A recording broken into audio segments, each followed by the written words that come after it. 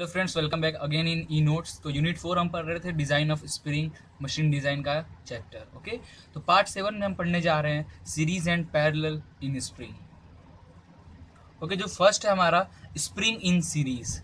देखो ये दो बेस हैं, इससे एक स्प्रिंग कनेक्ट है, दूसरा स्प्रिंग ये कनेक्ट है। स्टिफनेस ऑफ स्प्रिंग K1 है पहले वाले का, दूसरे वाले का stiffness of spring K2। Okay, ये लोड W लग रहा है, तो क्या डिफॉर्मेशन होगा इसमें, वही हमें यहाँ पे कैलकुलेट करके बताना है। ठीक है, consider two spring connected in series. Okay, now let W क्या है यहाँ पे, W is the load carried by spring. Okay, W हो गया। डेल वन क्या है, deflection of spring one. Del two क्या है, deflection of spring two. Okay, K1 क्या है, स्टिफनेस ऑफ स्प्रिंग, जो कि हमारे किसके इक्वल होता है, load upon deflection. Okay, K2 क्या है हमारा, stiffness of spring W upon del two. ठीक है, स्टिफनेस ऑफ स्प्रिंग पहले वाले के लिए, ठीक है, स्टिफनेस ऑफ स्प्रिंग दूसरे वाले के लिए। Okay, now a little consideration will show that when the spring are connected in a series, जब हमारा स्प्रिंग सीरीज में कनेक्ट होगा तो जो हमारा टोटल डिफ्लेक्शन होगा वो किसके इक्वल होगा, वो sum of the individual spring.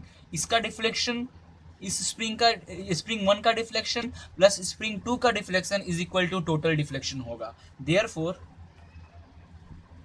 Total deflection of the spring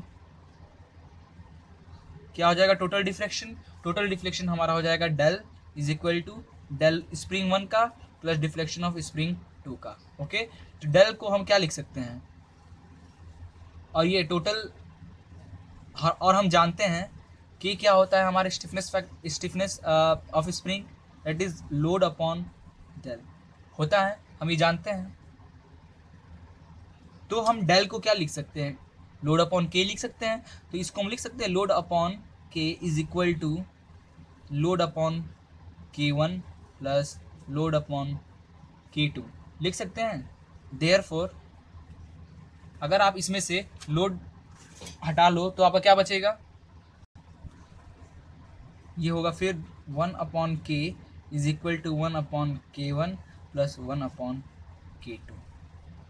ठीक है, वेयर जो ये के है, ये K is equal to combined stiffness of the spring. ठीक, कॉम्बाइंड स्टिफनेस है, K1 plus K2 is equal to के होता है। ठीक है, जैसे हम लोग रेजिस्टेंस में पढ़ते थे क्लास 10-12 में, सेम वैसा ही सीरीज और पैरेलल है इसका। ओके, नाउ सेकेंड है हमारा spring in parallel. Okay, spring in parallel में क्या होगा, consider two spring connected in a parallel. देखो, एक ये स्प्रिंग, पहला स्प्रिंग जो है दूसरे स्प्रिंग के पैरेलल में है और लोड हमारा लग रहा है, तो ये लोड क्या होगा, दोनों में इक्वली शेयर होगा। तो हमने लेट कंसीडर कर रहे हैं यहाँ पे W क्या है हमारा, load carried bye the spring, and W1 is a load shared by spring 1 and W2 is a load shared by spring 2।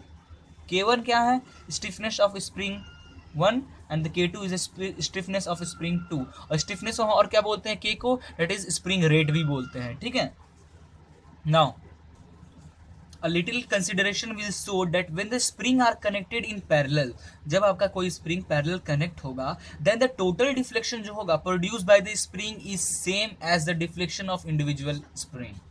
Series वाले में क्या होता था, सीरीज वाले में दोनों स्प्रिंग का जो डिफ्लेक्शन होता था, पहले वाले स्प्रिंग का डिफ्लेक्शन और दूसरे वाले स्प्रिंग का डिफ्लेक्शन, दोनों को ऐड करते थे तब हमारा टोटल डिफ्लेक्शन निकलता था। लेकिन पैरेलल में क्या होगा, जो हमारा पहले वाले डिफ्लेक्शन का पहले वाले स्प्रिंग का डिफ्लेक्शन होगा वही हमारे दूसरे वाले का भी होगा और वही हमारा टोटल डिफ्लेक्शन भी होता।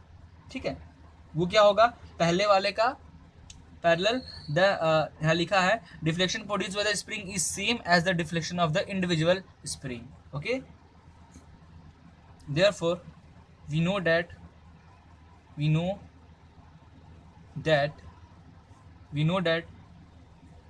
लोड क्या होगा, इक्वली डिस्ट्रीब्यूट होगा, that is W is equal to W1 plus W2। Okay, W को हम क्या लिख सकते हैं, in the form of del into K लिख सकते हैं। इसको क्या लिख सकते हैं, that is del into K1। Deflection तो सेम हो रहा है इसलिए कोई चेंजेस नहीं, डेल इंटू सिर्फ स्टिफनेस चेंज होगा, डेल इंटू K2। ठीक है, ये K is equal to K1 plus K2।